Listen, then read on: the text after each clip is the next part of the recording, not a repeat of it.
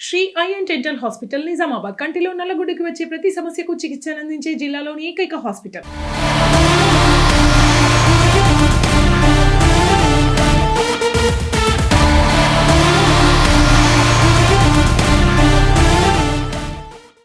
నా తమ్ముడు కోసం వాడు నేను డీలిమిటేషన్ పెట్టుకొని అనుభవం మార్చుకుంటే ఒక అర్థం.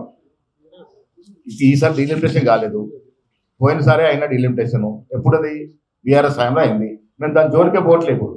ఉన్న ఫలంగానే ఆ రిజర్వేషన్ ఏమైనా రొటేషన్ ప్రకారం మారుతుందో లేదో అది కూడా చూడాలి. దాంట్లో కూడా మేము ఎక్కడ ఇన్వాల్వ్ కావట్లేదు. ప్రభుత్వ పరంగానే పార్టీ పరంగానే ఎక్కడ కూడా మేము దీంట్లో డిబేట్ చేయట్లేదు. ఉన్న ఫలంగా ఎలక్షన్లు వస్తాయి, యథావిధంగా జరగాలి. తప్పులు ఏమైనా జరిగి ఓట్లు ఏమైనా నాకు చాలా మంది ఓట్లు మిస్ అయితే మీరు ఇమ్మీడియట్గా అప్లై చేసుకోవచ్చు, ఆ సదుపాయం ఉంది. నేను మీ ద్వారా నగర ప్రజలకు విజ్ఞప్తి చేస్తా ఉన్నాను, ఓటు చూసుకోండి. ఆన్లైన్లో కూడా చూసుకోవచ్చు కదా, ఆన్లైన్లో మీ ఓటు చెక్ చేసుకోండి. నాది కూడా చెక్ చేసుకోరు, ఉన్నదా గ్యాప్ చేశారు, నేను కూడా చెక్ చేసుకుంటాను. ఓటు చెక్ చేసుకోండి. డివిజన్ మారిందట, నాది కూడా చూసుకోవాలి. ఒకసారి చూసుకొని ఓటేసే నాడు ఇబ్బందులు లేకుండా. నేను ఇంకో మాట కూడా చెప్తా, ఓటు వేయండి. ఓటు వాల్యూ తెలవాలి జనానికి, ఓటు ఎంత ప్రామాణికమైందో తెలవాలి. చదువుకున్న వారు మేధావులు ఓటు వేయకుంటే క్వాలిటీ లీడర్షిప్ ఎలక్ట్ కాదు, అది గుర్తుపెట్టుకోవాలి. చదువుకున్న వారు, సమాజం మీద అవగాహన వారు ప్రతి వారు ఓటేయాలి. అప్పుడు ఏమవుతుంది, ఓటేస్తే మంచివాడు ఎలక్ట్ అవుతాడు. మనం ఇంట్లో కూర్చొని క్రికెట్ మ్యాచ్ ఇంకో మ్యాచ్ చూసుకుంటే అన్క్వాలిఫైడ్ పిల్లలు ఎలక్ట్ అయ్యే అవకాశం ఉంటుంది. ఆ పరిస్థితి రాకుండా నగర ప్రజలకు అందరి విజ్ఞప్తి, పరిపూర్ణంగా ప్రతివాడు ఓటు హక్కు వినియోగించుకోవాలి. ఆ దశగా మీ ద్వారా వారికి విజ్ఞప్తి చేస్తా ఉన్నాం. లేదు, కోర్టు డైరెక్షన్ మీద మనం సర్పంచ్ ఎలక్షన్ పోయాము. మీ ద్వారా మరొకటి చెప్తాం, 42 రిజర్వేషన్ ఇవ్వడం అనేది లైవ్లో ఉంది, అది అటుకెక్కిన అంశం కాదు. 42% రిజర్వేషన్ పోరాడతాం. ఆపుతున్నది ఎవరో మీకు తెలుసు. కేంద్ర ప్రభుత్వం మోకాలు అడ్డేసి ఆపింది.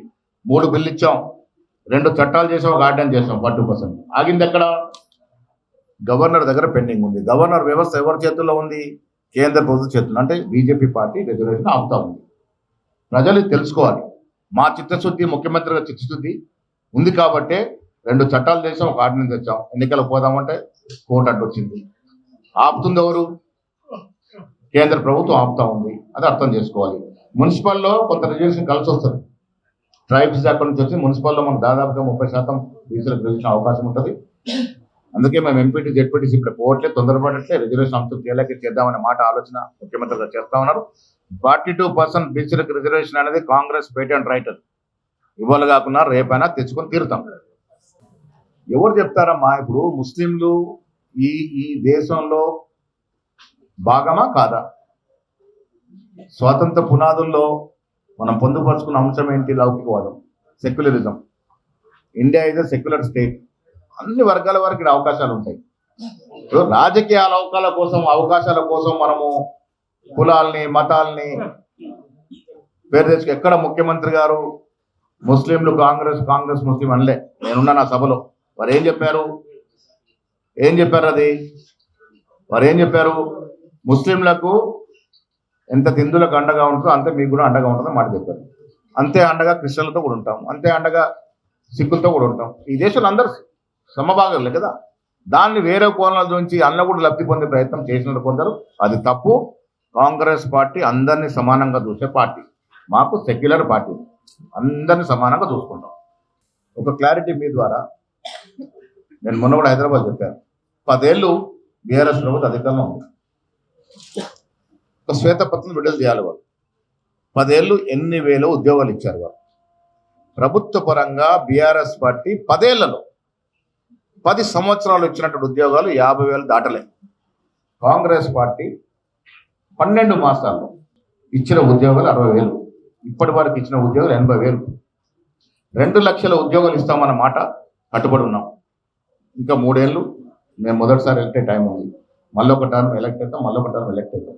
ఇంకా 3 ఏళ్ళలో 2 లక్షల ఉద్యోగాలు భర్తీ చేస్తాం. ఇది నిరుద్యోగులకు ఇస్తున్నటువంటి మాట.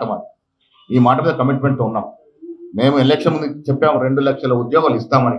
2,70,000-80,000 ఉద్యోగాలు 2 సంవత్సరాలు ఇచ్చాము. మిగతా మా డ్యూ డెఫినెట్గా 2 సంవత్సరాలు, ఇంకా 3 సంవత్సరాల్లో 2 లక్షల ఉద్యోగాలు ఇస్తాం. టీఆర్ఎస్ వాళ్ళు ఇలా వాళ్ళని ఎగేసి వీళ్ళని ఎగేసి మాట్లాడుతూ ఉన్నారు. ఏంది వాళ్ళు ఎగేసేది? ఉద్యోగాలు. సరే, కాంగ్రెస్ వాడి కమిట్మెంట్ ఉంది కాబట్టి ఉద్యోగాలు వచ్చాయి. సమైక్య ఆంధ్రప్రదేశ్ ముఖ్యమంత్రి కిరణ్ కుమార్ రెడ్డి ఎక్కడున్నారో కానీ వారు ఇచ్చిపోయిన ఉద్యోగాల తర్వాత మీ మొఖాలకు ఏమైనా ఉద్యోగాలు ఇచ్చినరా? గ్రూప్ 1 ఉద్యోగాలు ఎవరు ఇచ్చారండి? అత్యధిక ఉద్యోగులు ఇచ్చిన వ్యక్తి ముఖ్యమంత్రి ఎవరు? కిరణ్ కుమార్ రెడ్డి గారు. ఆ తర్వాత మళ్ళీ గ్రూప్ 1 ఉద్యోగులు ఇచ్చిన ఘనత రేవంత్ రెడ్డి గారు. మీరు 10 ఏళ్ళలో ఒక గ్రూప్ 1 ఉద్యోగం అయిపోతుంది. మీరు ఉద్యోగుల గురించి మాట్లాడతారు, నిరుద్యోగుల గురించి మాట్లాడతారు. ఇప్పుడే పోయి ఎగేస్తా ఉన్నారు హరీష్ రావు, కేటీఆర్ గారు. మీరు ఎగేసే ముందు మీరు 10 ఏళ్ళ నిర్వాహకం చెప్పండి. మీరు 10 ఏళ్ళు ఎన్ని ఉద్యోగాలు ఇచ్చారు? అరే, చనిపోయిన కుటుంబాన్ని కరెక్ట్గా ఆదుకోలేదు మీరు. సంఖ్య అసెంబ్లీలో ఒక సంఖ్య చెప్పారు, బయట ఒక సంఖ్య చెప్పారు. తీరా చూస్తే ఇంకా నిరుద్యోగులు చనిపోయిన వాళ్ళు, ఉద్యమకారులు చనిపోయిన వాళ్ళు ఇంకా రోడ్డు మీద ఉన్నారు. ఇవాళ మా ప్రభుత్వం కమిటీ వేసింది, దాని మీద స్టడీ చేస్తూ ఉన్నాం. నిజంగా తెలంగాణ 69 కానీ మొన్న కానీ తెలంగాణ ఉద్యమంలో చనిపోయిన అమరులైన కుటుంబాలను ఆదుకోవడంలో కాంగ్రెస్ పార్టీ కమిట్మెంట్ ఉంది కాబట్టి వారు ఆదుకునే దశగా ప్రయత్నం చేస్తా ఉన్నాం. ఇలా టీఆర్ఎస్ వాళ్ళు ఏం మాట్లాడినా ప్రజలు వినే పరిస్థితి లేదు బ్రదర్. అయిపోయింది. టీఆర్ఎస్ శకం ముగిసింది. బీఆర్ఎస్ పార్టీ గతమే, ఇంకా భవిష్యత్తు లేదు. ఇలా కవితమ్మ మాట్లాడుతున్నాడు, జవాబు చెప్పే పరిస్థితి ఉన్నాడు హరీష్ రావు గారు, కేటీఆర్. 10 ఏళ్ళు భాగస్వామి కదా కవిత, కుటుంబ సభ్యురాలు కదా. మేము చెప్తే మీరే వీళ్ళు కాంగ్రెస్ వాళ్ళు ఏదో చెప్తారు అనుకోవచ్చు. మరి ఆనాడు అన్నింటిలో భాగస్వామై అన్నింటిలో భాగం ఉన్నటువంటి కవిత ఇలా బయటకు వచ్చి చెప్తా ఉంది కదా, మా బావ ఇంత దోచుకున్నాడు, మా అన్న ఇంత దోచుకున్నాడు, మా చిన్న ఆయన కొడుకు ఇంత దోచుకున్నాడని. వాడికి జవాబు చెప్పే పరిస్థితి ఉందా మీకు? అందుకే బీఆర్ఎస్ పని అయిపోయింది. బీఆర్ఎస్ గతం తప్ప భవిష్యత్తు లేదు. సర్పంచ్ ఏదో వచ్చిన సభలు గుర్తుకు సర్పంచ్లు వచ్చి ఏంటి, మా మా మా నాయకుల గ్రామాల్లో 4-5 మావులే పోటీ చేస్తే అడప ఏదో ఒక చోట గెలిస్తే సభలు గుర్తుకుంటారు. అయిపోయింది. బీఆర్ఎస్ ని ఆదరించే పరిస్థితిలో రాష్ట్ర ప్రజలు లేరు. బీఆర్ఎస్ గతమే, భవిష్యత్తు లేదు. అంతవరకు చెప్పగలుగుతా. Thank you.